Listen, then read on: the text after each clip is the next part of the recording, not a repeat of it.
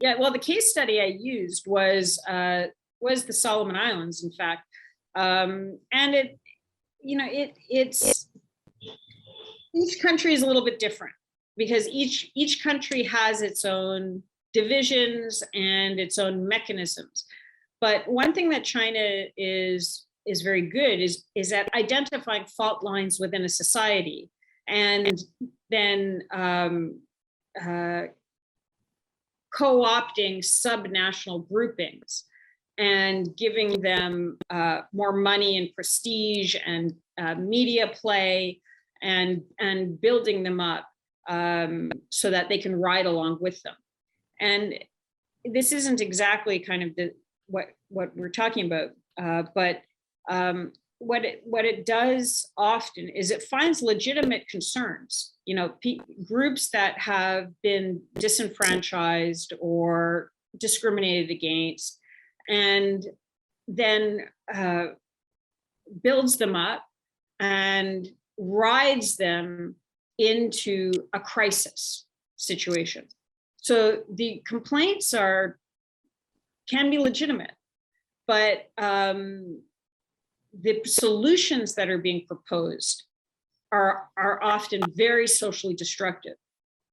So when the grievances come forward, it's very important to think about, first of all, is this a legitimate grievance? And in many cases it might be, but is the solution that's being proposed actually going to solve that grievance, or is that highly socially detrimental to the larger polity?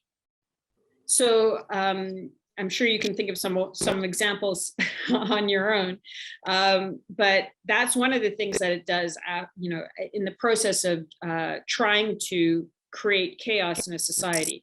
And one of the goals of creating this chaos, as we saw in the Solomon Islands, is if you can create enough chaos, you can justify authoritarianism.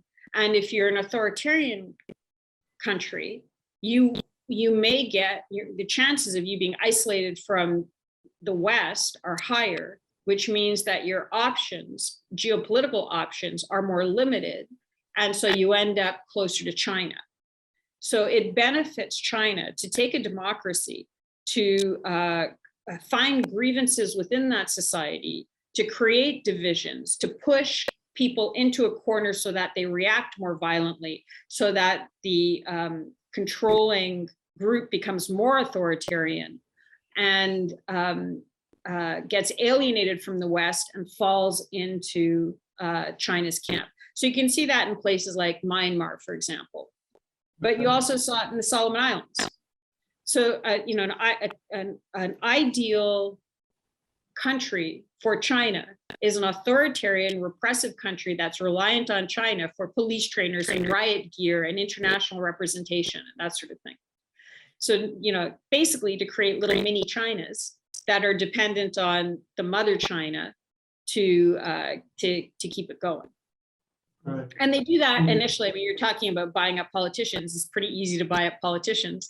But you can do it through bringing them on trips to China where they miraculously win at the casino, or funding campaigns, or making sure that their brother or son is making a lot of money in some business somewhere. It's not hard.